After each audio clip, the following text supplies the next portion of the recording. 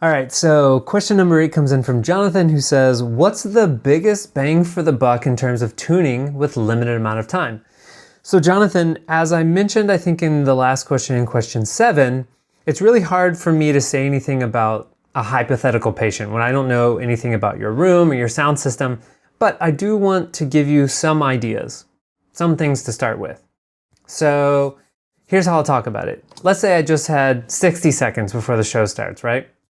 Or whatever starts. All I really have time to do is verify my outputs, right? Are all of the outputs arriving where they're supposed to be? Boom, boom, boom, boom, boom, I'm done. 60 seconds is over. If I had 5 minutes though, I might put a measurement mic up in front of house and just try to get a visual image on the screen for what I'm hearing in the house with my ears. And that probably won't give me any time to actually make any changes, but it will give me an idea of what I can work on after the show starts. Okay, if I had a little bit more time and I had 15 minutes, I think I would start by EQing and setting level for whatever the main speaker or the main array is. Since the main array covers the most amount of people, they win by default. And I guess if I had a little bit of time left in the end, I'd try to look at the phase alignment between the subs and the mains.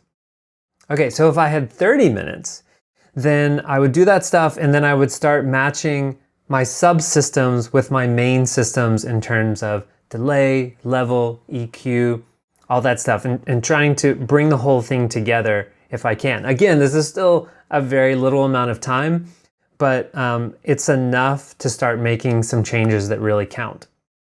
So with every step, I'm kind of looking at the sound system tuning roadmap that I created and saying, okay, what's the next most important step I need to take here to really make this system more optimized in its configuration and the space that it's in now?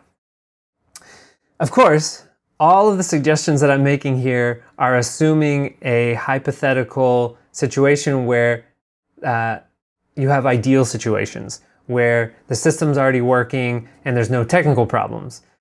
What usually happens, especially if you have very little time, is that some technical problems are going to come up, and those are the things that are going to have to be dealt with in that 5 minutes, 30 minutes of time.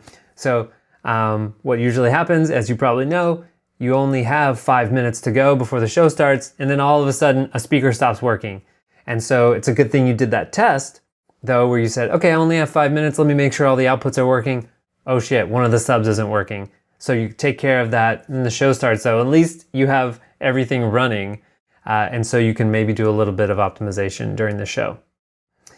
All right, Jonathan, I hope that helps.